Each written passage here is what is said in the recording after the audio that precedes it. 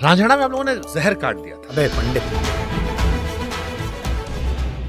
जब मैंने पहली बार रांझणा देखी तो मेरे को लगा यार ये पीयूष मिश्रा जवान कैसे हो गए। अब प्यार ना हुआ, तुम्हारा यूपीएससी का एग्जाम हो गया है, 10 साल से क्लियर ही नहीं हो रहा है। पीयूष भाई का मुझे फोन आया था रांझणा के बाद, यही बोलते हो क्या लोग कह रहे हैं कि आपके बेटे ने बहुत अच्छा काम किया। मेरी बीवी मुझ पर वैसे ही शक करती है।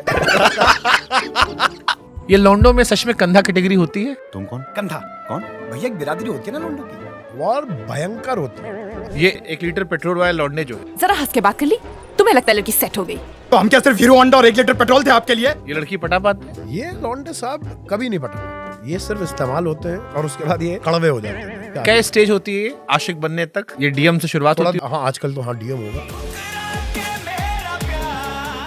मतलब हम तो वो वाली बात कर रहे हैं कि भाई आदमी जो है ना कैंटीन में, ये सबको पता था कि ये हमारी वाली हाँ कि भाई मालूम है पर कुछ है नहीं, वो आप हल्का सा आके चाय जो है कह रहे उसकी मैं दे देता हूँ, पर उसके बाद आपकी ये वाली स्टेज आ जाती है जब आपको वो लड़की जो है बुलाने लगती है। तो आपको रात को 2 बजे भी अगर हुआ कह रहे उसको ड्रॉप करना है तो आदमी पहुंच गया है, बाइक लेता हुआ, ठंड लग रही है पर फिर भी पहुंच गए। फिर आप जो है वहां से फिर पहुंचते हैं, उसका ब्रेकअप होगा तो वो आके आपके ही कंधे पे सर रख के रोएगी, तब फिर वो जो है कोशिश करते हैं कि कंधा सटक के पकड़ ले। फिर कहना पड़ता है विटामिन खाओ हमसे, इश्क लड़ाओ इनसे। विटामिन हमसे खाओ और आशिकीन से लड़ाओ। तेरे इश्क में प्रेम में मृत्यु है, मुक्ति नहीं।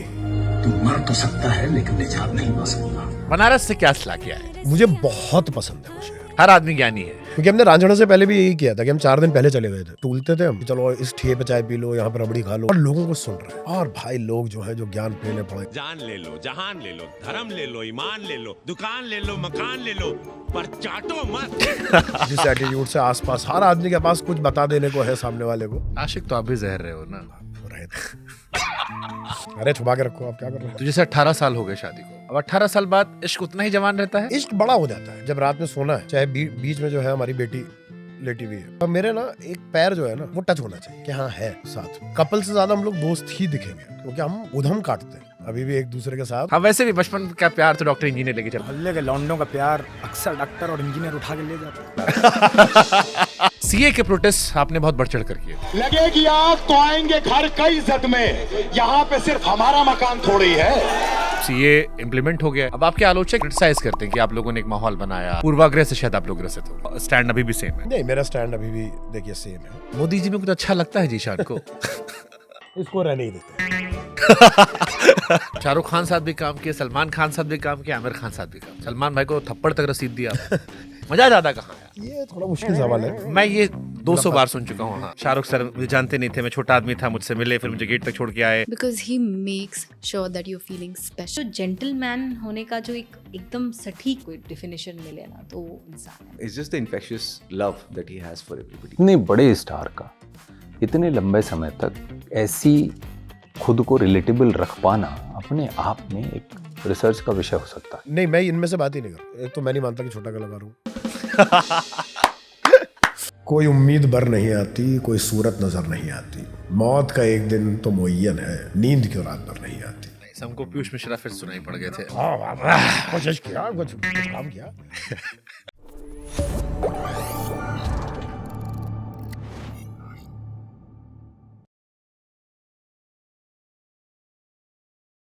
रांझणा का पंडित मुरारी हो, तनु वेट्स मनु का चिंटू शर्मा, रईस का सादिक, जीरो का गुड्डू, या छलांग का पीटी टीचर, आर्टिकल 15 का साहसी किरदार, या स्कूप का पत्रकार, मेरे आश के मेहमान जो हैं ऐसा लगता है कि वो सिर्फ एक्टिंग नहीं करते, सच बोलते हैं। उनकी आवाज में तर्क है, आंखों में ईमानदारी और अंदाज में बगावत, जो उन्हें बड़े कलाकारों की फहरिस्त में रखता है। ये वो कलाकार हैं जो साइड कैरेक्टर नहीं, किसी भी कहानी के दिल का कैरेक्टर करते हैं। वो कैरेक्टर जो पिक्चर छोड़ने के बाद भी आपके जहन में रह जाता है। ईशान अय्यूब, बहुत बहुत स्वागत है। थैंक यू बड़ी देर कर दी मेहरबान आते आते। बहुत ज्यादा देर हो गई, मतलब काफी वक्त से, हमारा कम से कम 1 साल से। आई थिंक पिछले दिसंबर में हमारी बात हुई थी कि ट्राई करते हैं और हो नहीं पाया। देर आए दुरुस्त है, अभी तो ये बोल सकता हूँ।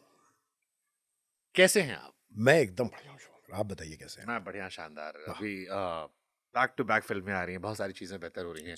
लेकिन जीशान अय्यूब से हम शुरुआत करें उससे पहले हम पूछे, आपका अपना फेवरेट कैरेक्टर कौन सा है? मेरा, मैं हमेशा वही बोलता हूँ मगर नहीं है, मैं आपको बताऊं।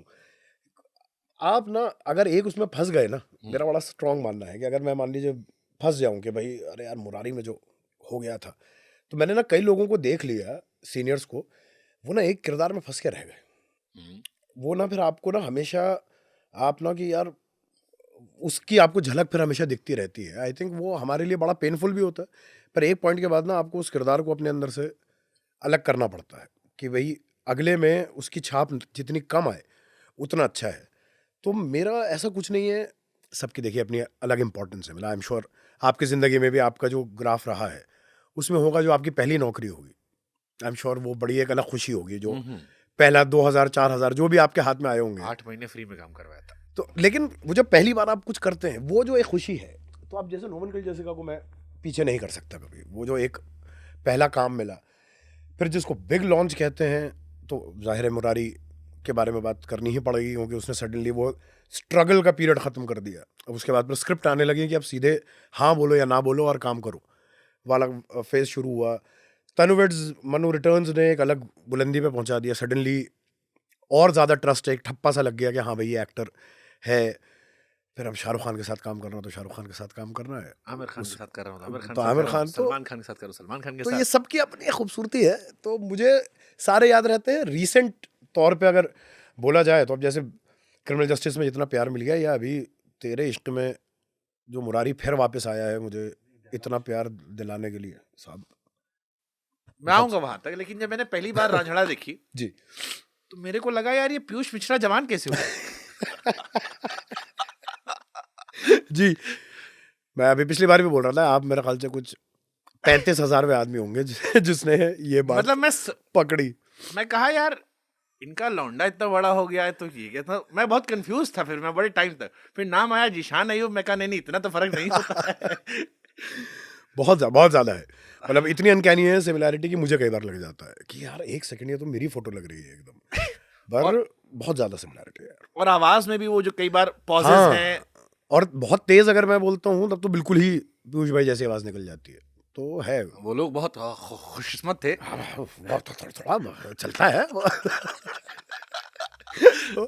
हाँ है। नहीं मेरा नहीं, आपसे तो बात नहीं हुई थी। पीयूष भाई का मुझे फोन आया था रांझणा के बाद, यही बोलते हुए क्या लोग कह रहे हैं कि आपके बेटे ने बहुत अच्छा काम किया। मेरी बीवी मुझ पर वैसे ही शक करती है। पर मतलब आदमी पहले तो वो भी वामपंथी थे। हाँ, पर बहुत प्यारे आदमी है यार। आप मिले उनसे? हाँ, पीयूष मेरी भाई से? लगातार बातचीत चल रही है। अभी पीयूष जी ने मुझे कहा कि शुभांकर कुछ करते हैं। हाँ। बीच में पॉडकास्ट पन्नू नहीं कर रहे थे। अभी ही टेक्स्टेड मी कि will plan something, so I am quite excited. मुझे उनकी कविता बड़ी पसंद है। वो फैज साहब को रिक्रिएट किया था उन्होंने। वो लोग बड़े खुशकिस्मत थे जो इश्क को काम समझते थे, काम से आशिकी करते थे। हम जीते जी मसरूफ रहे, कुछ इश्क किया कुछ काम। उसका उन्होंने एक्सटेंडेड वर्जन लिखा था। क्या ये वाला बताइए। अरे नहीं सुना आपने? जहर है क्या अरे सुना वो काम भला क्या काम हुआ जिस काम, और बड़ा जबरदस्त लिखा, मैं आपको भेजूंगा। हाँ प्लीज भेजिए आप। वो पीयूष मिश्रा की असली राइटिंग है जिसमें उन्होंने लौंडों के जज्बातों को एकदम उकेर के रख दिया और समाज में बगावत पैदा कर दी है। पीयूष भाई का जैसे मैंने ये पढ़ी अभी, तुम्हारी औकात क्या है पीयूष मिश्रा, वो आपने पढ़ी? मैंने ये नहीं पढ़ी यार, कमाल किताब है। उनकी ऑटोबायोग्राफिकल जोन में है, ऑटोबायोग्राफी तो नहीं बोल सकते पर बहुत बढ़िया। आपने सुना फैज साहब का, वो लोग बड़े खुशकिस्मत। हाँ, वो तो पूरा पता ही है। इसी को उन्होंने कहा कि मोहब्बत और इश्क अधूरा नहीं रह सकता। अच्छा, तो फैज साहब को माफी मांगते हुए उन्होंने उसका एक एक्सटेंडेड वर्जन पूरा निकला। वाह, और बड़ा गजब लिखा। हाँ, पीयूष भाई ने लिखा तो गजब ही होगा। पीयूष भाई बहुत पसंद है मुझे, बहुत इंस्पिरेशनल राइटर है। ओके, मुलाकात रही आपकी उनसे? हाँ, हमारी सबसे पहली मुलाकात हुई थी एनएसडी में। तो एक नाटक था, रंजीत कपूर जी ने डायरेक्ट किया था, आंटियों का तहखाना करके, एक आर्ट्स निकल ओल्ड डेज का अडेप्टेशन था वो। तो उसमें 84 में पीयूष भाई ने जो रोल किया था 84 में, 2006 में वो रोल मैंने किया था। और मुझे रंजीत सर ने बोला था, रंजीत कपूर ने बोला तुमने पीयूष के साथ काम किया है क्या? मैंने कहा सर मैं तो कभी मिला भी नहीं हूँ। वो बोले नहीं, कई बार ऐसा होता है कि आप अगर किसी के साथ काम करते हो, आप अपना थिएटर शुरू करते हो एक पर्सनैलिटी के साथ, तो आप कई बार बहुत इंस्पायर हो जाते हो and you start performing like that person. तो तुम्हारे अंदर बहुत झलक दिखती है पीयूष की। तो मैंने कहा सर मैं जानता हूँ पीयूष मिश्रा, मतलब एक्टर को, क्योंकि मकबूल देख चुके थे तब तक और ये सब। तो मैंने कहा यार मैं जानता हूँ, लेकिन ऐसा कुछ तो नहीं है कि हमने अब कोई काम किया है। तब पीयूष भाई आए थे, तब पर उनको पसंद आया था। तुम्हारी बैठक हुई थी लंबी। उसके बाद फिर वो जब भी एनएसडी आते थे कि आ जा यार महफिल जमाएंगे, बैठेंगे, और बढ़िया गाने सुनाते थे, बढ़िया बातें होती थी उनसे, तो पीयूष भाई से एक राब्ता रहा। पर 2013 के बाद, रांझणा के बाद और एक कुर्बत आ गई, तो वो एक और उनका प्यार जो है वो बढ़ा कि अरे यार बढ़िया एक्टर है तू, बढ़िया करता है। वह घर पे खाने वाने पे आना जाना, थोड़ा बहुत ज़्यादा नहीं पर थोड़ा बहुत वो रहा। और अभी तक भी, अभी मिले थे हम कुछ 6 महीने पहले, वो जहाँ पे वो एक ऑफिस है जहाँ से उनका सारा काम अभी ये बल्ली महारान और ये सारे शोज़ का चलता है, तो वहाँ पे हम लोग गए हुए थे। वहाँ पे कुछ तो फोटोशूट था हमारा उसी जगह पे, तो पीयूष भाई भी बैठे हुए थे। अब क्या समोसे खाए तूने वाले, बहुत बहुत अच्छे। तो वो वाला एक प्यार है, मोहब्बत है उनसे, उनसे मोहब्बत है। नाइस। उन्होंने अपनी विचारधारा पूरी चेंज की, क्योंकि आप अपनी चीज़ों को लेकर बहुत वोकल है, वो भी बहुत वोकल है। और आई एम श्योर जो वो कह रहे होंगे वो आपको कम से कम सुनने में बहुत अच्छा ही लग रहा होगा, बिकॉज ही सेड कि ये सब वामपंथी जो है ये क्यूटिया बनाते रहते हैं, मैंने आधी जिंदगी इसमें बर्बाद कर दी। तो ये जब साथ बैठते हो, गप लड़ाते हो, क्योंकि बाकी सब तो सेम है, एनएसजी सेम है, शक्ल सूरत सेम है, आवाज़ सेम है, टैलेंट सेम है। इस टैलेंट से सर वो गाने वाने और ये सब जो कर सकते हैं वो हमारे बस का नहीं है। नहीं, पीयूष भाई ना इसके बारे में बात नहीं करते, ईमानदारी की बात। जैसे हम लोग उस दिन भी ना कुछ तो एक किसी ने जिक्र किया था, मतलब ना मैंने किया था ना पीयूष भाई ने किया था, कुछ एक हल्की सी पॉलिटिकल कुछ तो बात निकली थी, किसने बोला, जिसने भी बोला, खैर वो ज़रूरी नहीं है। तो उसमें पीयूष भाई ने कुछ पार्टिसिपेट किए बिना जो है वो बल्कि वहाँ से निकल गए थे, कि इससे पहले कि कोई डिस्कशन जैसी बात आती। तो इस पे उनसे कोई बात नहीं हुई है। सच्ची बात यह है कि भाई क्या हुआ है, क्यों ऐसे उनको क्यों लगता है, इस पे ऐसे कोई कभी डिस्कशन का मौका नहीं लगा। ओके। तेरे इश्क में जी रांझणा में आप लोगों ने जहर काट दिया था जी। इसमें साथ में फुल फ्लेजेड क्यों नहीं है आप लोग आए?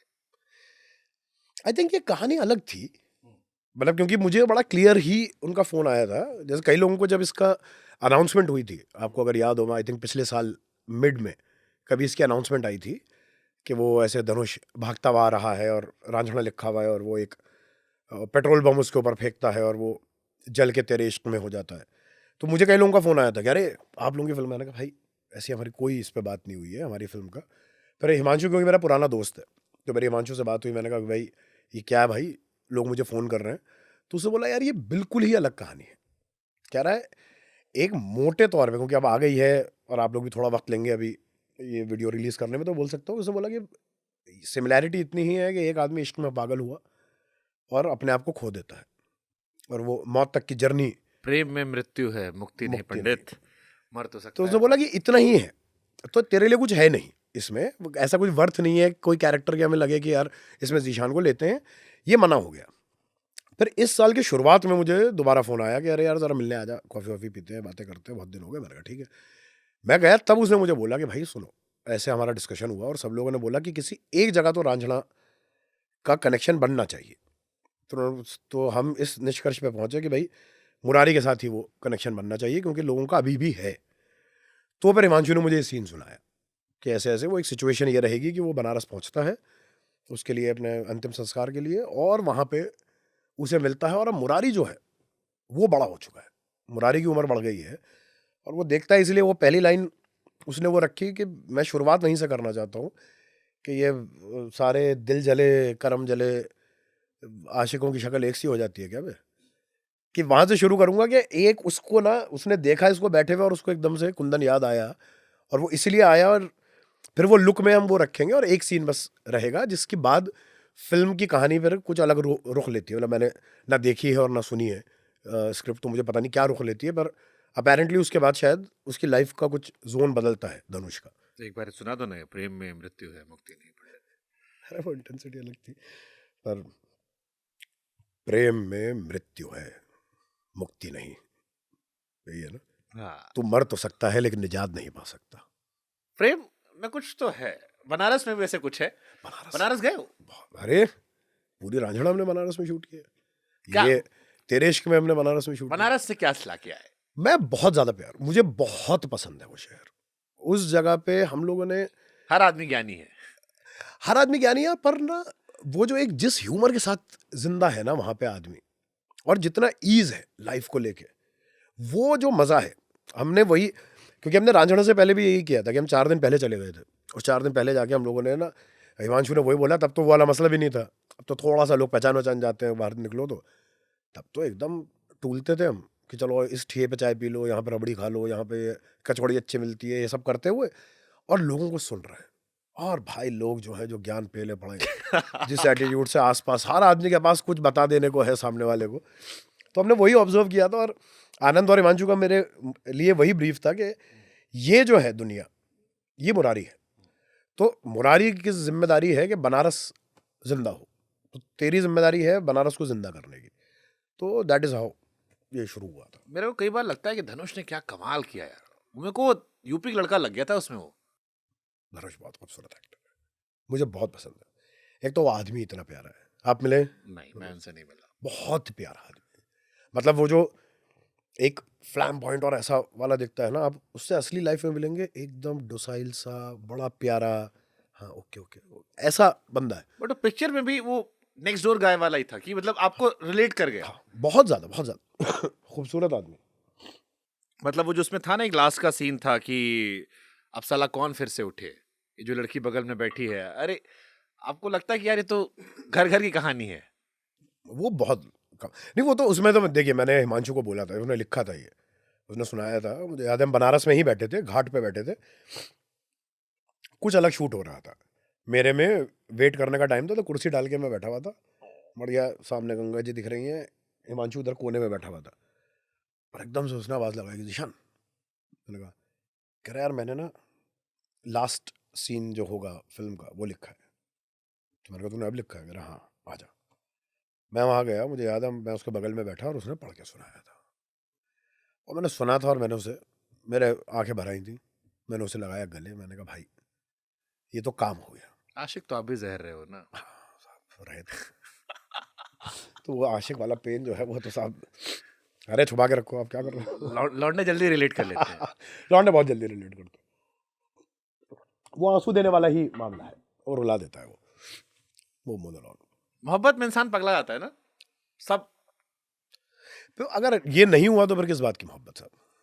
मेरा मानना है कि अगर आप अपने आप को नहीं भूला आपने, तो ये कैसी मोहब्बत है? ये तो टाइम पास है फिर, कि आप अपना, आप जब कुछ नया इल्हाम होता है, आई थिंक जब आप पहली बार मोहब्बत करते हो खासतौर पे, तब ना आप कहीं और कनेक्ट हो जाते हो, तब आपको ना अपनी बीइंग जो है ना वो इस दुनिया से, यूनिवर्स से मिल गई है ऐसा महसूस होता है। और हर बार जब आप उस इंसान को देखते हैं अपने माशूक को सामने, तो आप उसी जोन में जाते हैं और वही खुशी होती है जो आपको एक आशिक बनाती है।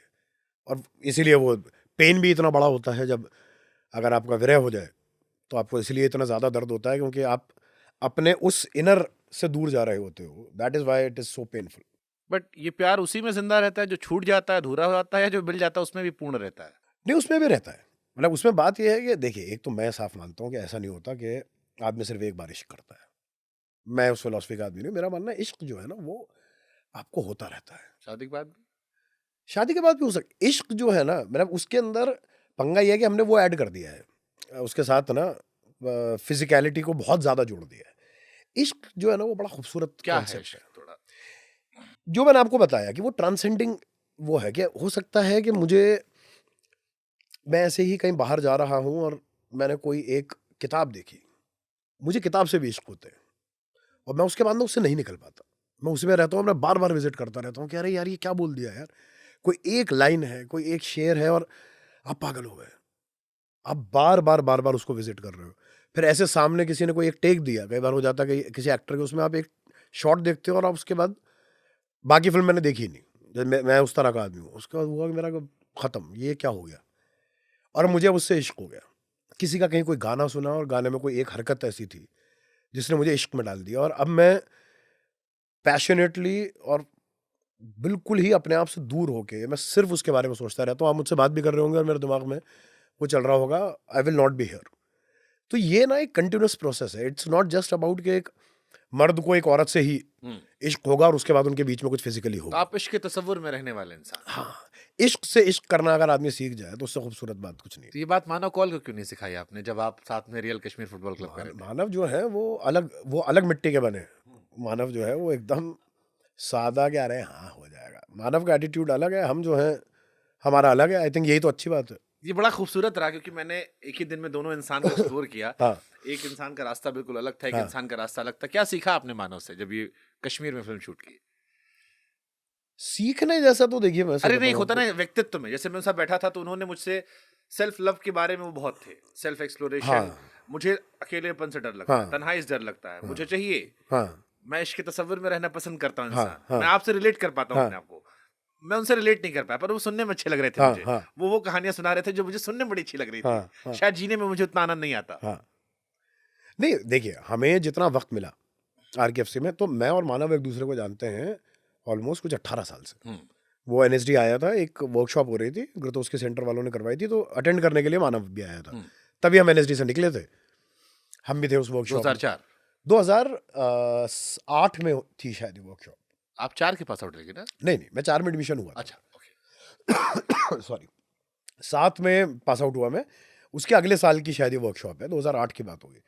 तब हम लोगों की मुलाकात हुई थी। फिर हम बॉम्बे चले गए 2009 के एंड में, 2010 समझिए। तो बॉम्बे में वो थिएटर सर्कल के चक्कर में मुलाकात होती रही। कुमुद भाई जो बहुत अजीज हैं, मानव के भी, मेरे भी बहुत ज्यादा अजीज हैं। कुमुद भाई हर जगह रहते हैं। कुमुद भाई ओमनी प्रेजेंट है। हाँ, वो मतलब आप अनुभव से ना पूछे तो वो भी आज आप किसी भी पूछिए अच्छे कलाकार से, तो वहाँ कुमुद भाई है। कुमुद भाई होंगे। और कुमुद भाई इश्क है। आप उनसे मिलेंगे ना, वो इश्क है। आप देखेंगे और आप बोलेंगे कि हमें सही बात बोली। आपको उनका भी करना चाहिए पॉडकास्ट। हाँ। तो कुमुद भाई के थ्रू कई बार मुलाकात हुई।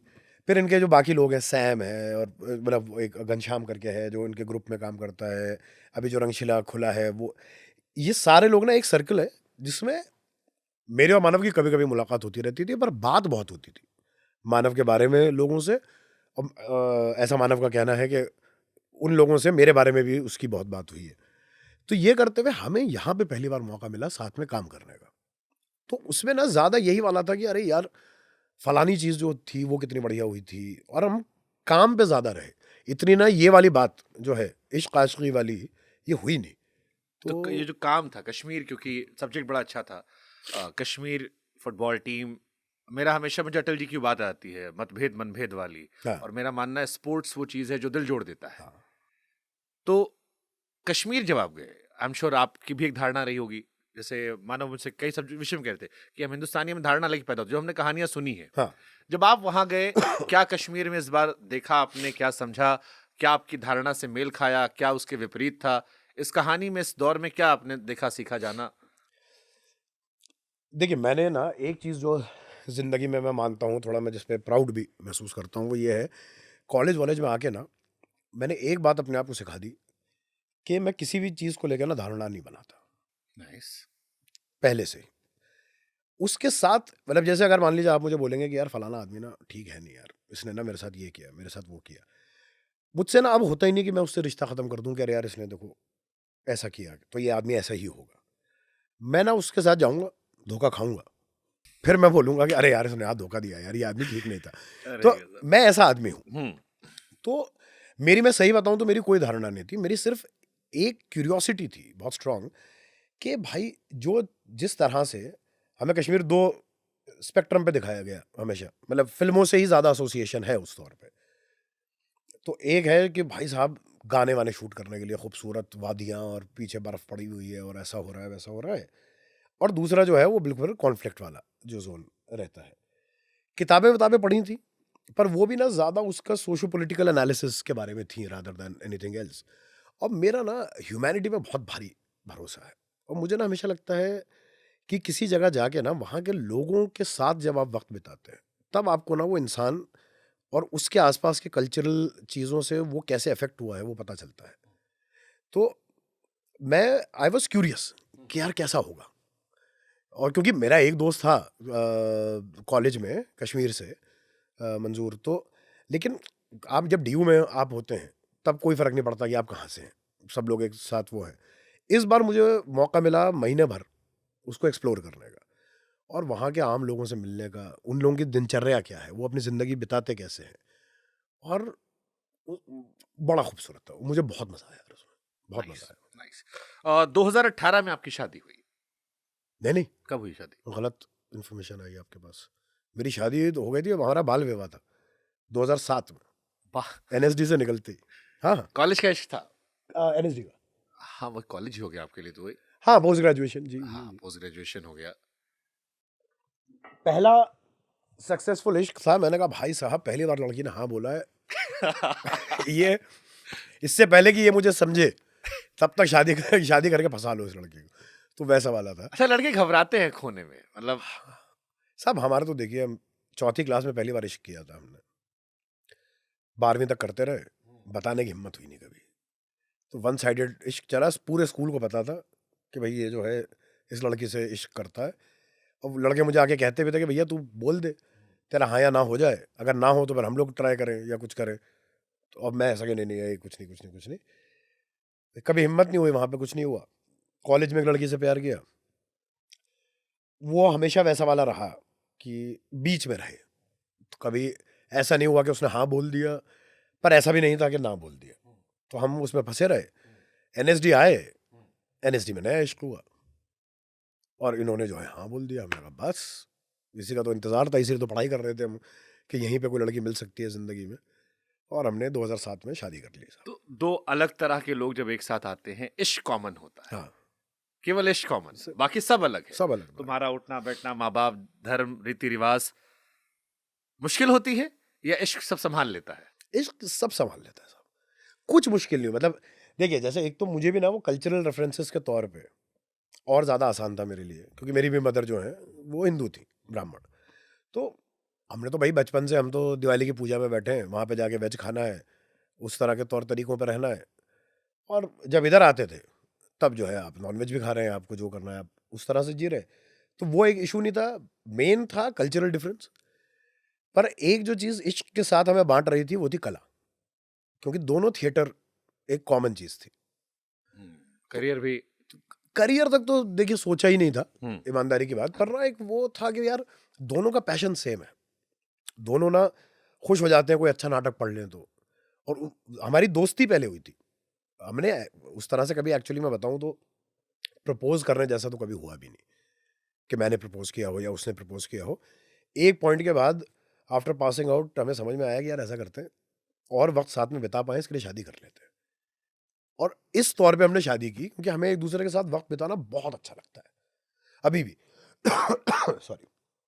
तो इस तौर पे गए थे, तो उसमें प्यार हो गया था, ये हो गया था, और कोई इस तरह की कोई मुश्किल नहीं आई। तो जैसे 18 साल हो गए शादी को, अब 18 साल बाद इश्क उतना ही जवान रहता है या गूज बम्स आते हैं अभी भी? इश्क बड़ा हो जाता है साहब। बड़ा कैसे? बड़ा हो जाता है इन द सेंस के आप ना वो लव लाइकिंग वाले लेवल पे चले जाते हैं कि वो प्यार आपकी जिंदगी का एक हिस्सा बन जाता है। तो जैसे मैं अभी भी, जब मैं अगर आपको छोटा सा एक वो दूं, तो अभी क्या है कि जब रात में सोना है तो चाहे बीच में जो है हमारी बेटी लेटी हुई है, पर मेरे ना एक पैर जो है ना वो टच होना चाहिए कि हाँ है साथ में। दिन में ना एक बार मैसेज भी आ जाए ना, तो आप ना वो हो जाते हो कि एंकर बन जाता है। एक्चुअली वो ज़्यादा आसान है उसको डिस्क्राइब करने के लिए। एक एंकर बन जाता है कि यार ये हमेशा है, अब मैं जाता हूँ और करियर एक्सप्लोर कर लूँ या जो भी करना है ज़िंदगी में, आप उसके लिए वहाँ पे जाते हैं। पर आपको हमेशा पता है कि यार ये ना यहाँ पे है, कोई टेंशन नहीं होगी, एक बार ढीला छोड़ूंगा अपने आप फ्लोट करके वापस आ जाएंगे। वो एक अलग स्ट्रेंथ देता है। नहीं, सवाल मैंने इसलिए पूछा कि अभी जया जी ने एक स्टेटमेंट दे दिया हाँ। कि शादी वादी नहीं करनी चाहिए। मैं अपनी पोती को नहीं कहूंगी शादी करने के लिए, और कोई जरूरत नहीं है। काजोल का भी एक स्टेटमेंट रिसेंटली वायरल हुआ था कि आफ्टर अ टाइम रिकॉल होना चाहिए कि करें ना करें, और बड़ी चर्चा चलती है कि मेंटल चीटिंग, फिजिकल चीटिंग। उस दौर में मुझसे एक इंसान कह रहा है कि मैं रात को पैर छुआ के खुश रहता हूं। हाँ, देखिए अब सबके अपने तो जो लोग कहते हैं ना कि शादी से लोग बोर हो आते हैं, एक्स्ट्रा मैरिटल अफेयर चलते हैं, दाल चावल लगने लगता है। हाँ, देयर आर पीपल हु से, स्पेशली इन मेट्रो सिटीज, कि एक ही इंसान से कितना भी अच्छा हो, बोरियत हो आती है। आई थिंक अभी भी पैर छुआने में वो क्यों ये है कि वो ना, देखिए एक ना वो जगह है शुभंकर जहाँ पे ना मैं बिल्कुल सच्चा हूँ। मुझे ना कहीं इतना सा भी एक पैसे का भी झूठ बोलने की जरूरत नहीं है। nice. वो एक जगह ना आपकी एक सेफ स्पेस जिंदगी में होनी जरूरी है। जो हम शुरुआत में बात कर रहे थे, आई थिंक कहीं उससे भी एक कनेक्शन है। वो जो आपने अभी दाल चावल और सब की जो बात की, आपका इश्क जो है वो किस तौर पे हुआ था? क्या आपने अपने आप को खोया था और एक नए इंसान को पाया था जो कि मिक्सचर था आपका और आपके माशूक का, तो आप खुश रहेंगे, खुश रह सकते हैं पूरी जिंदगी। मैं वैसे फ्यूचर के बारे में कभी नहीं बात करता, यू नेवर नो, होपफुली सब सही रहे, बट मैं फ्यूचर के बारे में कभी नहीं बोलता बिकॉज कुछ नहीं पता ह्यूमन माइंड का। लेकिन अगर आपका शुरुआत में वैसा रहा ना, मान लीजिए कि अरे यार क्या खूबसूरत लड़की है, सिर्फ उस वजह से आपको लगा कि ट्रॉफी वाइफ अगर आप लेके आए, तो यार हो सकता है एक पॉइंट के बाद आपको लगे कि अरे ये ट्रॉफी तो जो है इस पे तो अब जंग लग गया है। पर वो सोच का फर्क है। आई थिंक जो लोग उस अप्रोच से बढ़ते हैं और कह रहे हस्बैंड में फलानी चीज़ें होनी चाहिए, अगर उस तौर पे देखती होगी लड़की, वो एक पॉइंट पे हो सकता है बोर हो जाए या जो भी है, ये आपको मंडेन लगने लगे वो ज़िंदगी। पर अगर आपने लिटरली अंदर से कुछ कनेक्ट किया था तो नहीं होता। और हम लोग बहुत अच्छे दोस्त हैं, मतलब आप हमें देखेंगे तो, अगर ऐसे साथ में आप कहीं देखेंगे तो कपल से ज़्यादा हम लोग दोस्त ही दिखेंगे, क्योंकि हम उधम काटते हैं अभी भी एक दूसरे के साथ। और उससे मिलते ही मैं दोबारा से वो 18-20 साल का बन जाता हूँ जब उससे मिला था। एंड मैं वैसी बेवकूफ़ियाँ करता पाया जाऊँगा, ऐसे लौट रहे हैं, अजीब आवाज़ें निकाल रहा हूँ, ये सब चीज़ें। पर it's a very personal thing which is reserved only for her. तो ये कहते हैं ना कि मर्द बड़े खूबसूरत होते हैं जब वो इश्क में हाँ, बड़े मासूम नादान से भी होते हैं, नादान भी होते हैं जी। अलग दिखते हैं वो, जी जी। उतने गंभीर नहीं होते वो, दुनिया के सामने वो गंभीर। दुनिया के सामने गंभीर रहना पड़ जाता है जितना रह रहे हैं।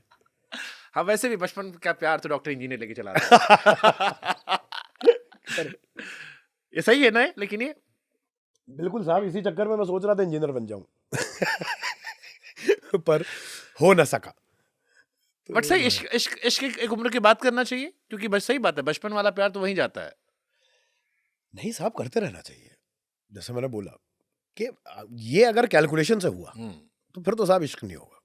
अब आजकल तो लोग जबरदस्ती इश्क करते हैं कि हमको इश्क करना है। हाँ, वो अलग बेवकूफ़ी है। तो फिर इस तरह के केसेस और आएंगे, दाल भात वाले जो आपने बोला, ये और आएंगे। आई थिंक इश्क तो आप ओपन रहेंगे, आपको अपने आप मिल जाएगा। बट वो है कि वही जो मैं शुरुआत में बोला था कि इश्क के आइडिया से इश्क करना पड़ेगा जिंदगी में आगे बढ़ने के। इससे पहले कि मैं गंभीरता थोड़ा सीरियस नहीं, प्रश्न लाऊं, थोड़े से कुछ अच्छे फनी क्वेश्चंस मैंने रखे थे जो स्पेशली मेरे जहन में आए थे। ये लौंडो में सच में कंधा कैटेगरी होती है साहब आप ना पूछे साहब, आई एम श्योर आपको पता है। हम कंधा नहीं बन पाए ना, होती हम है। हमेशा अपनी पिक्चर के अक्षय कुमार थे। हाँ, नहीं होती है साहब, और भयंकर होती है। आपको क्या लग रहा है वो इतना वायरल, वो लोग जो हैं, अरे कंधा, अरे तो वो है कंधा कंधा, लोग चिंटू विंटू भूल गए थे, वकील भूल गए थे, वो कह रहे हैं अरे कंधा, हमें याद है आपका कंधा। भैया कंधा कंधा कौन? भाई साहब, भैया हमारी एक अलग बिरादरी होती है। हम तब आते हैं जब कन्या बहुत उदास होती है ये वाला। उसने और ये होता है साहब, आप लकी रहे कि आप मनु भैया अक्षय कुमार छोड़े, से- आपने पकड़, आपने छोड़ा, मनु भैया ने पकड़ लिया, उन्होंने छोड़ा, हमने पकड़ लिया, हम छोड़ेंगे, छोड़ा, आप आपने पकड़ पकड़ लेना। तो है साहब, इसीलिए वायरल हुआ वो बहुत। मैंने जब पहली बार सुना, हिमांशु ने मुझे सुनाया, मैं जो हंसा, मैंने कहा भाई यार तू कैसा आदमी है। बोला जिशान ये बैठ गया अगर सही सीन, कह रहा है देख कितना शोर होगा इस सीन पे, और वो हुआ। अरे आपका पहला सीन जबरदस्त था, हसरते लखनऊ बसंतरे कानपुर, सुरमई है बरेली, कातिलाना रामपुर। रामपुर जब ऊपर से आता है एक तो कंगना उसमें बवाल थी। अरे यार, और कंगना खास तौर पे उसमें दत्तो वाला उसका जो है, उफ क्या कहा। मैं आपको बताऊं, मैं आया था इधर, ये लोग शूट कर रहे थे, कौन से कॉलेज में शूट कर रहे थे लोग, हंसराज में, हंसराज कॉलेज में इनका शूट चल रहा था, यूनिवर्सिटी वाला। उसमें मैं तो था नहीं, मैं ऐसे ही घूमता फिरता आया था, और मैंने ऐसे ही देखा कंगना खड़ी हुई है वैसे करते हुए, वो कुछ कर रही है, वैसे उसको दूर से देख रहा था।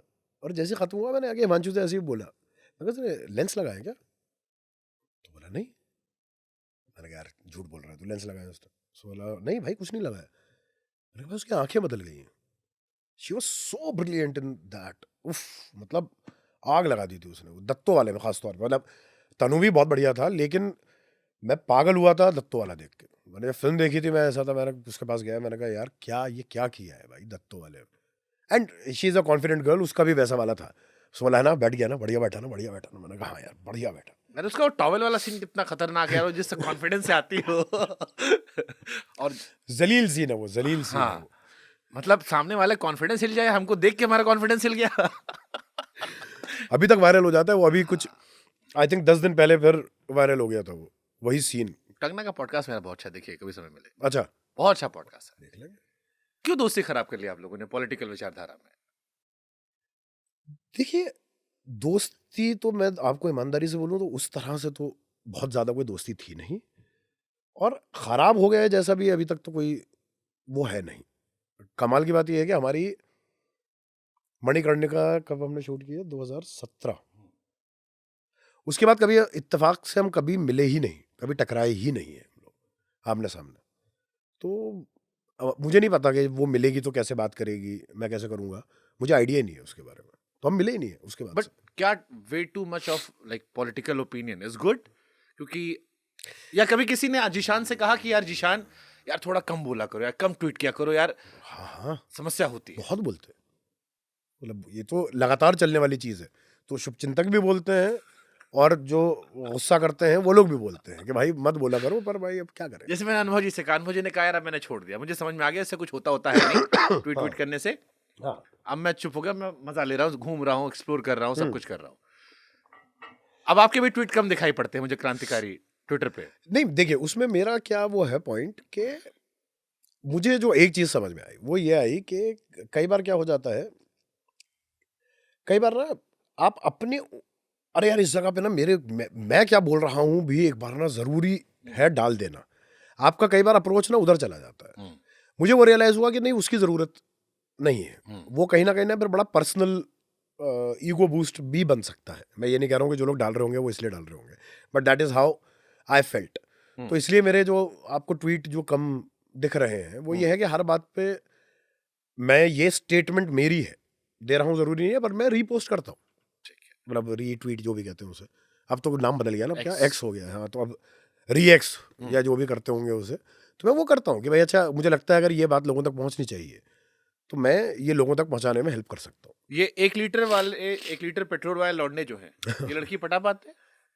ये लौंडे साहब कभी नहीं पटा पाते, ये सिर्फ इस्तेमाल होते हैं और उसके बाद ये जो है वो हो जाते हैं, कड़वे हो जाते हैं। आपने देखे होंगे कि बड़ा पसंद है मुझे ये छोटे इलाकों में ना, ये उत्तर प्रदेश में चलता है क्या मैं बड़ा कड़वा लौंडा है, तो ये कड़वे लौंडे यही होते हैं जो बेचारे 1 लीटर पेट्रोल में 100 लड़की को ड्रॉप कर रहे होते हैं। इनको लग रहा होता है कि मौका लगेगा तो हम कंधा बनेंगे, तो ना ये कंधा बन पाते हैं और बाकी उससे क्या आगे स्टेज होती है आशिक बनने तक? सब आशिक अलग है। हाँ नहीं वो स्टेज, अच्छा वो बिरादरी अलग है। उसका ये जो है कंधा जो है ये आशिक कभी नहीं बन रहा, ये कंधा ही रहेगा। इसका पीक जो है वो कंधा है। तो ये शुरू कहाँ से होता है ये राइस? ये साहब ये एक्चुअली इतनी ही स्टेजेस है। ये शुरुआत वो है कि आप ये डीएम से शुरुआत थोड़ा होती दूर तेरे, हाँ आजकल तो हाँ डीएम होगा, मतलब हम तो वो वाली बात कर रहे हैं कि भाई आदमी जो है ना आके स्टॉक। आपने देखा नहीं स्टॉकिंग तो अलग जोन में जाती है, मैं कह रहा हूँ ये कैंटीन में क्या अच्छा वो बैठे हुए तो वो जो आप कर रहे थे स्कूल में कि सबको पता था कि हमारी वाली, हाँ, तो वो पहली वो पहला वो है कि भाई मालूम है पर कुछ है नहीं, वो आप हल्का सा आके आपने चाय जो है कह रहे उसकी मैं दे देता हूँ, तो पीछे वाले लोगों में आप डील कर रहे हैं, गलती से उसने टिश्यू छोड़ दिया तो हम लेके तो हम वो लेके चले गए कि अरे यार पता है उसका है, उसने ये कर दिया था, तो आप थोड़े एक वहाँ पे हरकतें करते हैं, पर उसके बाद आपकी ये वाली स्टेज आ जाती है जब आपको वो लड़की जो है थोड़ा भाव दे दे, बुलाने लगती है, फिर उसको नाम पता तो लगता है, हमेशा पे अवेलेबल है। हाँ, तो आपको रात को 2 बजे भी अगर हुआ कि अरे उसको ड्रॉप करना है तो आदमी पहुंच गया, बाइक लेता हुआ, ठंड लग रही है पर फिर भी पहुंच गए, फिर वो अपने कपड़े देने के भी वो करेगा कि अरे जैकेट आप रखिए हमें क्यों दे रही है, तो दोस्त सुधार मांग लिया भाई दे दे यार। हाँ वो तो देखिए दोस्त, हमको अपने हॉस्टल टाइम बहुत लड़के याद आ रहे हैं। दोस्त तो बेचारे इसी पे चल रहे हैं, वो तो बेचारे उधार दे देंगे कि अब इसका कुछ होना जाना है नहीं, पर फिर भी वो दे रहे हैं। फिर आप जो है वहां से फिर पहुंचते हैं कि आप उस स्टेज पे पहुंच गए हैं कि उसका ब्रेकअप होगा, तो वो आके आपके ही कंधे पे सर रख के रोएगी, तब फिर वो जो है कोशिश करते हैं कि कंधा सटक के पकड़ ले, पर हो नहीं पाता साहब। फिर कहना पड़ता है विटामिन खाओ हमसे इश्क लड़ाओ। करेक्ट, ये वही है। आए रे बड़ी रियलिस्टिक पिक्चर थी ये भी।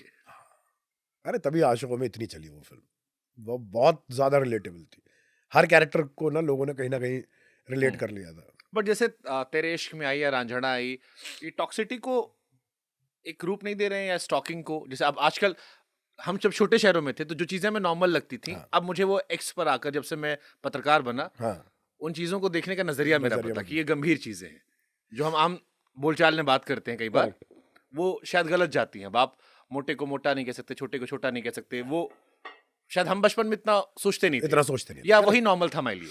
हाँ नहीं देखिए मैं दोनों को अलग रखूंगा क्योंकि इसके बारे में ना मैं कुछ नहीं बोलूंगा, बिकॉज मैंने वाकई में ना देखी और ना मुझे स्क्रिप्ट पता है तेरे इश्क में। रांझणा लेते हैं, रांझणा ले Stalking सकते हैं उसमें बिल्कुल। देखिए तो बात क्या है, आइडिया जो शुरुआत में था, जो मैंने मेरी आनंद हिमांशु से भी उस पर बड़ी क्लियरली बात हुई थी कि Kundan was suppose to be a negative character in the first half. तभी वो जो पहुंचता है दिल्ली पहुंचता है, वो एक्चुअली वैसे ही वो टर्न अराउंड सीन था ना, वो जो राहुल सांकल्य जो उनके एसोसिएट डायरेक्टर हैं आनंद जी के, उन्होंने किया था। वो जो एक बंदा मिलता है इसे बनारस में और वो बोलता है कि यहाँ पे रहने से कुछ नहीं होगा, अगर सब ठीक करना है तो वहां जाओ, किसी का खून करके आए हो क्या, वो एक सीन होगा था अगर आपको याद है। तो आइडिया वाज कि वो जो एक पॉइंट था वो टर्न अराउंड है। उसे ना तब तक लग रहा था कि अरे हाँ तो क्या हो गया, हाँ तो क्या हो गया, he is living his life like that, जिसमें वो हीरो नहीं है उस तरह से। सेकेंड हाफ जो है that was suppose to be कि अब इसका पूरी तरह से ट्रांसफॉर्मेशन होता है और उसको समझ में आता है कि भाई मेरी ना एक जिम्मेदारी है लोगों की तरफ, और मेरे किसी भी एक्शन से हो सकता है मैं किसी की मदद कर पाऊँ या कुछ अच्छा कर पाऊँ, and that is why he gets involved in. नहीं जिशान, ये सवाल मैंने इसलिए Politics. पूछा, अभी मैंने एक खबर पढ़ी कुछ दिन पहले, 2-4 दिन पहले ही, गुजरात के स्कूल में स्कूल छात्रों के बैग से कॉन्डोम्स निकले, ब्लेड निकले, चाकू निकले।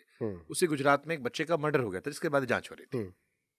फिर जब उस पर रिसर्च हुई तो लगा कि यार ये फिल्में वेब सीरीज में कई बार जो दिखाते हैं उससे न्यू नॉर्मल हो गया। हो सकता है सेकेंड हाफ में अच्छा दिखा रहे हो चेंजेस, बट चेंजेस याद नहीं रहते, वो पहला वाला दिमाग में पहले वाला रह गया। नहीं मैं अग्री कर रहा हूँ, मैं वही बोल रहा हूँ कि ये आइडिया था, पर जब आप फिल्म देखते हैं तो कुंदन इज हीरो, और मैं उससे बिल्कुल डिसएग्री करता हूँ इस आइडिया से। ये मैंने हमेशा बोला है कि मैं जो हूँ मानता हूँ कि फिल्म्स जो हैं वो एक माध्यम होता है लोगों से बात करने का, समाज से, और समाज फिल्म मेकर्स की सुनता है। जब आप एक फिल्म बनाते हैं उसका क्या इम्पैक्ट होता है सोसाइटी में, मैंने अपनी आंखों से देखा हुआ है।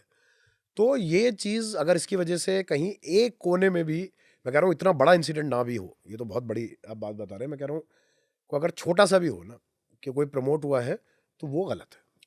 रांझणा या तनु वेट्स मनु किस तौर पे साहब के दिल के करीब? ये जिसने ज्यादा आई थिंक रांझणा दिल के करीब इन द सेंस के शूट करने में जितना मजा हमें रांझणा आया था, खाए पी खूब हो गए उससे बहुत खाया था।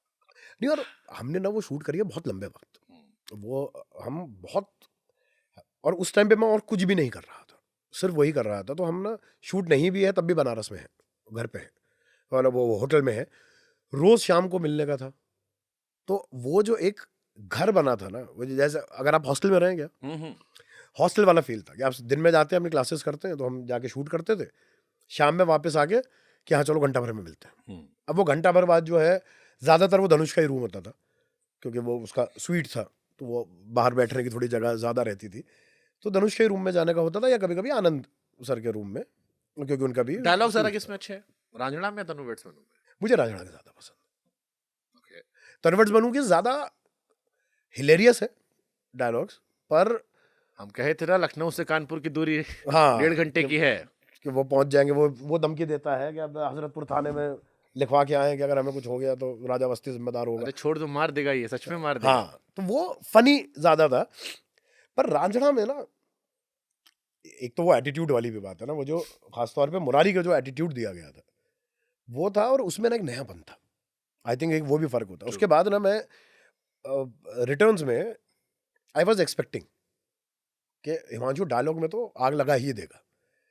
रांझणा जब मैंने पहली बार सुन रहा था, मैं स्क्रिप्ट जब नरेशन दे रहा था, वो जब खासतौर पे वो यूपीएससी वाला डायलॉग आया कि तुम्हारा प्यार ना हुआ, यूपीएससी का एग्जाम हो गया, 10 साल से क्लियर नहीं हो रहा है मैं उठ के बाहर चला गया था हंसते हंसते कमरे से। मैंने कहा क्या लिखा है ये तूने भाई? और वो बोला कह रहा है नहीं सही है। निशान अयूब की मोहब्बत कहानी लिख दी थी। हाँ, मैं पागल हो गया मैं आई थिंक वो नॉवेल्टी भी जो है ना, वो एक खास आपको एक वो देती है ट्रिप के, यार क्या बात है यार, क्या लिख दिया। तो मुझे ज्यादा करीब मेरे रांझणा उस तौर पे है। ठीक है, एक पॉलिटिकल क्वेश्चन रख लेता हूं मैं, हाँ। उसके बाद फिल्म आपके फिल्म पे बात कर लूंगा, क्योंकि इवेंट टाइम आ गया ऑलमोस्ट। हाँ। सीए के प्रोटेस्ट आपने बहुत बढ़ चढ़ कर किए थे। हाँ। अब सीए इम्प्लीमेंट हो गया है। हाँ। अब आपके आलोचक ये कहते हैं कि किसकी नागरिकता छीन ली गई। वो आपको क्रिटिसाइज करते हैं कि आप लोगों ने एक माहौल बनाया, बहुत सारी बातें कही जो रियलिटी से दूर थी, पूर्वाग्रह से शायद आप लोग ग्रसित हो गए। डू यू बिलीव, और स्टैंड अभी भी सेम है? नहीं, मेरा स्टैंड अभी भी देखिए सेम है। बात यह है कि नागरिकता ऐसे छिन गई वाला जो माहौल की बात कर रहे हैं, बात यह है कि सीए और एनआरसी एक साथ मिलके जो एक वेपन बनने की संभावना है उसके बारे में बात हो रही थी, जो कि एक डेमोक्रेटिक राइट के तौर पे किसी भी आदमी को करना पड़ेगा। अब जो लोग साहब जा रहे हैं, मुझे नहीं पता है कि बीच बीच में खबरें आती हैं कि यहाँ से लोग निकाल दिए गए। कई लोगों के जैसे कोर्ट ने बोला ना, घर तोड़ने से लेके कि भाई आपको उनको देखना पड़ेगा कि ये कहाँ से हैं या कहाँ से नहीं है, या जिस तरह पे कि अच्छा अब आधार एकदम से वैलिड नहीं है, ये करते हुए जो एक जो केओस है, जो इतने जैसे अभी बिहार में जो वोटर्स सडनली गायब हो गए, मतलब जिनके नाम जो है निकाले गए। अब बात यह है कि हो सकता है वो सॉर्ट हो जाए, लेकिन वो अपने आप में आप किसी को एकदम से धक्का देके बोल दे रहे हो कि पीछे खड़े हो, अब जरा बाद में बात करेंगे आपसे। तो मेरा स्टैंड अभी भी सेम है। इम्प्लीमेंट हुआ नहीं हुआ, देखिए अब सरकार जो है वो अपने पैटर्न पे काम करेगी। मेरा यहाँ का नागरिक होने के नाते मेरा हक भी है और मेरी जिम्मेदारी भी है कि मैं उस पे जो मेरा ओपिनियन है वो मैं सामने रखूं। ठीक है, और उसके बारे में इस पे बात बहुत विस्तार से कभी हाँ, कभी चर्चा डिटेल में करेंगे, और वो करेंगे। लेकिन एक छोटा सा छेड़ते हुए पूछ लेते हाँ, हैं। Please please. मोदी जी में कुछ अच्छा लगता है जीशान को? इसको रहने ही देते हैं। हाँ, नाइस। आपकी जो ये फिल्म आई है real Kashmir football club, if you have to tell one thing about this film, कुछ एक जो होता है ना, हर जैसे हर पॉडकास्ट मुझे कुछ दे जाता है, ऐसे हर कहानी कुछ आपको लेकर जाती है। इस कहानी से क्या लेकर आ पाए? कुछ तो होता है ना जो हिस्सा छू जाता है। जैसे मानव ने मुझसे कहा कि ये महिलाओं के लिए फिल्म देखिए, वेब सीरीज। नहीं देखिए, महिलाओं वाला तो पॉइंट उसने बोल ही दिया है। आई थिंक ये ना एक जो आप अभी बोल भी रहे थे ना कि एक पूर्वाग्रह एक होता है, और उससे ज्यादा एक हमारे दिमाग में ना फिल्में देख के और बहुत कुछ देख के ना एक इमेज बनी है कश्मीर को लेकर। आई थिंक उसके लिए बहुत जरूरी है कि ये सीरीज जो है ना लोगों तक पहुंचे और लोग देखें। क्योंकि मैं आपको जैसे एग्जांपल देता हूँ छोटा सा, कि अब वहां के जो लड़के हैं, कहानी उनके बारे में है, ठीक है, उसको आगे से लेके चल रहे हैं ये दो किरदार, वो एक अलग बात है, पर कहानी जो है ना वो उस टीम के बारे में, उस क्लब के बारे में। कश्मीर के लड़के की भी सेम प्रॉब्लम है कि बाप बोल रहा है कि अरे पागल है, कहाँ स्पोर्ट्स में जाएगा, कोई नौकरी कर ले, घर बेहतर तौर पे चलेगा। इसमें एक दिल्ली के लड़के में, एक कलकत्ता के लड़के में, एक त्रिपुरा के लड़के में और एक चेन्नई के लड़के में कोई फर्क है नहीं। सेम प्रॉब्लम जो है, कोई एक बोल रहा है कि भाई तुम क्रिकेट खेलो, फुटबॉल क्यों खेल रहे हो? क्योंकि क्रिकेट में पैसा ज्यादा है, फुटबॉल में पैसा नहीं मिलेगा। तो वो आप बोलते हो यार ये सेम है। वहीं पे वो एक क्लास डिस्पैरिटी जो है वो वहाँ पे आपको दिखती है। अब वो ये है कि भाई एक लड़के के लिए ये कम है तो वो बोल रहे हैं कि ये मत करो नौकरी छोड़ के, और दूसरा एक लड़का कह रहा है कि भाई साहब मुझे इतना महीने का पैसा मिलने लगा, इतने हजार रुपए, मेरा बाप तो बहुत खुश हो गया, क्योंकि वो बिल्कुल वैसे बैकग्राउंड से आता है। ये पढ़ते हुए ही मुझे जो रियलाइज हुआ था कि यूथ तो सेम है ना, वो तो साहब वही ढूंढ रहा है ना कि यार मुझे अपॉर्चुनिटी मिले, मैं कुछ कर पाऊँ, मैं अपने परिवार का पेट पाल पाऊँ, मैं अपने लोगों के लिए कुछ कर पाऊँ। हमारे दिमाग में जो इमेज आती है कश्मीर के लोगों को लेके, उसको तोड़ता है, और वहाँ के असली इंसान जो वहाँ बस रहे हैं उनकी दिनचर्या को, उनकी जिंदगी को दर्शाता तो एक तो ये फिल्म हो गई, जैसे उमरान मलिक खेल रहे हैं और भी बहुत सारे क्रिकेटर कश्मीर से आ रहे हैं। रियलिटी में वहाँ के लोगों में कुछ आप कनेक्शन देख रहे हो? क्योंकि एक टाइम पे एक नजरिया था जो हमने कॉलेज में महसूस किया, इस बीच में मैं काफी ट्रेवल किया, मेरा अपना एक्सपीरियंस है, आपके नजरिए से जानना चाह रहा हूँ। कश्मीर और दिल्ली की दूरी कम हुई है? आई थिंक देखिए ये तो वही लोग ज्यादा, आप एक महीने रहे हो, मैं आपके एक्सपीरियंस पे समझना चाह रहा हूँ। हाँ मतलब मैं देखिए मेरे लिए ये बोलना कि कम हुई है गलत है। मैं दिल्ली में बैठा हूँ, एक प्रिविलेज जगह पे बैठा हूँ, वहां का आदमी बताएगा कि हुई है या नहीं। तो वही पूछो, जो आप वहां गए होगे, एक महीना रहे होगे, फिल्म शूट की होगी। देखिए दिक्कतें तो हैं उनकी, अभी भी दिक्कतें तो चली रही हैं उन लोगों की जिंदगी में। ऐसा तो है नहीं कि एकदम सब कुछ जो है वो ऐसा हो गया जैसा हमारा दिल्ली या बम्बई में है ना, वो है। लॉट ऑफ टाइम दैट्स, हाँ ऑब्वियसली, मतलब इट टेक्स टाइम, तो मैं किसी को उसमें ब्लेम नहीं कर रहा मैं, पर बात ये है कि वो अभी भी ढूंढ रहे हैं बेचारे। अच्छा वो चाहते जो हैं, जो बड़ा इंपॉर्टेंट है मेरे हिसाब से, वो ये है कि यार यहाँ पे क्यों नहीं है अपॉर्चुनिटी हमें ज़्यादा मिलती, क्यों मुझे हमेशा यहाँ से निकल के किसी एक और शहर में जाना है, वहाँ पे जाके मुझे कुछ क्लेम करना है या पावर लेनी है या व्हाटएवर, मैं यहाँ पे ही मुझे डिग्निटी और रिस्पेक्ट क्यों नहीं मिल सकती ये एक उनका भी स्ट्रगल अभी भी चल रहा है। Nice. Last question, Shahrukh Khan साथ भी काम किया, सलमान खान साथ भी काम किया, आमिर खान साथ भी काम किया। हाँ। सलमान भाई को थप्पड़ तक रसीद दिया आपने। सलमान भाई दुनिया ठोकते हैं, आप उनको चमाट लगा दिए। हाँ। मजा ज्यादा कहाँ आया, कहाँ ज्यादा सपना पूरा हुआ, लगा यार ये वाला बटरफ्लाई मूवमेंट था, इसके बगल खड़ा हूं मैं, अबे यार शाहरुख के बगल सलमान आमिर। ये थोड़ा मुश्किल सवाल है, मैं अगर ईमानदारी से बोलूं। देखिए तीनों के अपने मजे थे, पर दोबारा आई थिंक वो ना पहले एक में तो होता है ना वो नएपन में होता है। हाँ। जैसे मैं ना वो नहीं हूँ, मैं होता नहीं लाइफ में, स्टार स्ट्रक नहीं होता मैं, कि अरे यार ये आदमी, मेरे साथ वो होता नहीं है लकीली। पर क्योंकि पहली बार मैं अगर मुलाकात हुई है और किसी इतने बड़े स्टार से, तो वो शाहरुख सर थे, तो रईस में, जिन्होंने स्वेटर दे दिया था। वो तो हाँ मतलब वो फिल्म के एंड में, इसी स्वेटर के चक्कर में नाम ले ले रहे हो कि हाँ, स्वेटर आ गए थे। हाँ कि भैया स्वेटर जो है वापस ना मांग ले कहीं।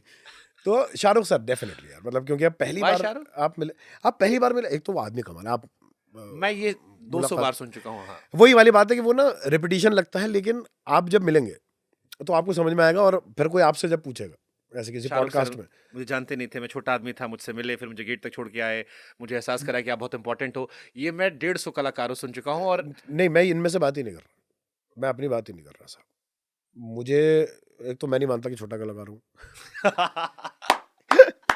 दूसरा गेट तक छोड़ने और भी लोग आते हैं। हाँ, बात क्या होती है मैं आपको बताऊं शुभंकर, मेरे नज़र में कहाँ एक आदमी की रिस्पेक्ट आती है, जब वो ना अपने से भी नहीं छोड़ो आप, एक बेसिक स्टैंडर्ड में ना जो आदमी असल में मजदूरी के लेवल पे काम कर रहा है ना, फिजिकल वर्क जिसका ज़्यादा बहुत कम पैसे में ज़्यादा मेहनत कर रहा है, उसकी तरफ क्या रवैया है, वो मेरे लिए ना इंसान की परख है कि मैं उस आदमी को समझता हूँ कि वो कैसा है।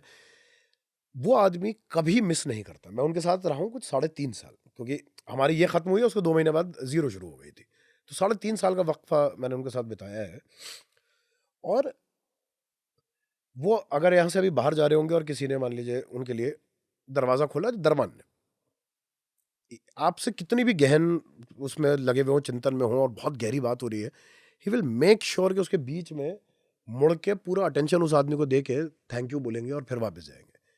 ये ग्रेटनेस की पहचान होती है। इट इज़ नॉट अबाउट कह रहे अच्छा मैं आपके लिए आके दरवाज़ा खोल रहा हूँ या आप मेरे लिए आके दरवाज़ा खोल रहे हैं, होता रहता है, ठीक है। उसमें भाई आप अपने आप को छोटा मानते हो, वो एक बेसिक मेहमान नवाजी का हिस्सा है जो शाहरुख सर बहुत अच्छे से करते हैं। पर जब आप यहाँ पे ये करते हो कि आप इतनी भीड़ चल रही है, आपको अगर आधा घंटा एक्सटेंड करवाना है जूनियर्स से, वो आदमी जाके माइक लेके माफ़ी मांगते हुए वो बोल रहा है कि प्लीज़ आप लोग हमारे लिए आधे घंटे एक्स्ट्रा करेंगे। वो पहले भी रेडी हो ही जाते आधा घंटा करने के लिए, पर कि नहीं यार मेरी फिल्म है, मेरी वजह से थोड़ा डिले हुआ, मैं उस पर कॉल पे था और फलाना था, तो मेरी रिस्पॉन्सिबिलिटी बनती है कि मैं जाके इन लोगों से बोलूँ कि यार प्लीज़ मेरे लिए कर दीजिए। ये जेस्चर जो है ना, ये खूबसूरत आदमी का जेस्चर है, ना कि बाकी चीज़ें। तो मैं सिर्फ उनको ऑब्जर्व करता था और मैं कहता था यार ये अखलाक जो है ना, मतलब ये क्रेडिट उनके माँ बाप का है, मैं बोलूँगा, ये अपने आप नहीं होता, ये परवरिश से आता है। जाते आते दिल्ली में आपका गला थोड़ा सा डैमेज हुआ, कैसा लगता है बड़े होकर जब ये एहसास होता है कि अब हवा भी खरीद रहे हैं, पानी भी खरीद रहे हैं? क्या हालत हो गई साहब। मैं वही बच्चों को बताओगे, यकीन बात हो रही, मानते? मेरी बेटी जो है वो ऐसे यूं देखती रही मुझे कि नो यू आर लाइंग। क्या बोला था? मैंने उसको बोला, मैंने कहा पानी हमारे टाइम पे फ्री में मिलता था। तो वो ऐसे देख रही, कह रही नो, मतलब फ्री में कैसे मिलता? मैंने कहा क्योंकि बोतलों में नहीं आता था, नल से डायरेक्टली ले लिया जाता था, बाहर कहीं जो है मिलता था। हमसे पहले वालों को तो नदियों से मिलता होगा, पर हमें भी ईजिली एक्सेसिबल था। मैं अभी बता रहा था, मेरे भाई के बच्चे आए हुए, ऑस्ट्रेलिया में रहते हो, कि हम पाइप से जो है, हम क्रिकेट खेल रहे होते थे कहीं मैदान में, तो वो जो पानी देने के लिए जो पाइप होता है, हम उसमें से पानी पी लेते थे, कुछ बीमारी नहीं होती थी, हाँ, क्योंकि वो हाँ, साफ पैर पानी के था। मुंह लगा के मोटर हाँ, से, वो पी लिया आपने, वो याद है साफ मुझे। पानी था। हाँ, हाँ। आज की डेट में बल्कि आरओ में भी चेक करना पड़ रहा है कि भाई साहब ये वाला आरओ ठीक है, दूसरे वाले में पानी हार्ड रह जाता है, पेट खराब हो जाता है, बड़ी कैलकुलेशंस हो गई हैं साहब। और हवा तो साहब अब मैं क्या बोलूँ, मतलब ये तो यार कम से कम ये तो बिल्कुल ही बेसिक होना चाहिए था, राइट। इसमें एयर प्यूरीफायर के बिना आपका हो नहीं रहा। मैं 1.5 दिन हुआ है मुझे शुभंकर भाई, ऐसा नहीं है कि मैं कोई बहुत दिनों से यहाँ पे हूँ। 1.5 दिन में मैं 4 घंटे बाहर रहा हूँ। कल शाम को 4 घंटे में बाहर था, वापस आया हूँ और ऐसा जाम, पूरा साइनस मेरा एक्टिवेट हो गया है और काला हुआ हुआ हूं अंदर से। चलो इतना मैं आपको बता- इजाजत देता हूँ, लेकिन एक शेर सुना दो कोई भी। फिर अरे साहब, कोई भी एक शेर जो दिल के करीब, एक शायरी जो लौंडो वाली हो, हमको दिल पे रह जाए, लॉन्डो वाली। कुछ भी, एक आशिक मोहब्बत पे, जीवन दर्पण यार तो इसमें ना कोई मैं बात बड़ा नहीं। खराब हूँ, मैं सही बताऊँ आपको, मुझे ना याद नहीं रहता। कुछ भी जो याद हो सुना दो, कोई कविता, कोई कहानी, कोई छोटा सा शेर। देखो कुछ याद नहीं आ रहा अब। अरे यार, ब्लैंक। ये वही, जैसी कुछ भी कर दो तो मैं फंस जाता हूँ, कुछ भी का कोई ऑप्शन ही नहीं है। प्रपोज करने को थोड़ी ना कह रहे हैं किसी को हम। सब वो आसान काम है। सॉरी। पॉडकास्ट भाभी भी देखेंगी। उसी को सुनाया करता था मैं। आपने चलो भाभी को याद करके कुछ सुना दो। चलो। भाभी को जब हम पटाने की कोशिश कर रहे थे तो एक गालिब, हमारी भाभी, आपकी भाभी नहीं भाई। गालिब के शेर, क्या रहे साहब, शब्द है, कहीं भी जा सकते हैं। तो उस टाइम पे गालिब के एक वो है छोटी सी, उसके 4 लाइनें मैं वो कर दिया करता था कि कोई उम्मीद बर नहीं आती, कोई सूरत नजर नहीं आती, मौत का एक दिन तो मुअय्यन है, नींद क्यों रात भर नहीं आती, काबे के मुंह से जाओगे गालिब, नहीं पहले तो हाले दिल पे आती थी हंसी, अब किसी बात पर नहीं आती, काबे के मुंह से जाओगे गालिब, शर्म तुमको मगर नहीं आती। तो ये मैं उसको, सबसे पहली चीज जो मैंने उसको लिख के भेजी थी वो ये कविता थी, जिसमें उसने एकदम उसको वो करते हुए बोला था, क्या मतलब है इसका, इसमें उर्दू बहुत ज्यादा है। मैंने कहा ओके बैठ, मैं आ रहा हूँ मिलने, समझाऊंगा। तो आपने जिक्र किया रसिका का, तो मैंने, मुझे ये याद आया तो मैंने आपको सुना दी 4 लाइनें। नहीं, हमको पीयूष मिश्रा फिर सुनाई पड़ है गया ना? हाँ वाह, कोशिश किया, कुछ काम किया। Thank you so much Ishaan ठीक है, भाई, thank you, talking to you and I hope कि कभी सुकून से बैठेंगे। हाँ एक लंबा कभी करेंगे, आज तो थोड़ा छोटा रखना सुकून से पड़ा। बैठेंगे फिर, जरूर। और दिल को थोड़ा परते खोलेंगे। हाँ हाँ हाँ, शुक्रिया। खुल के।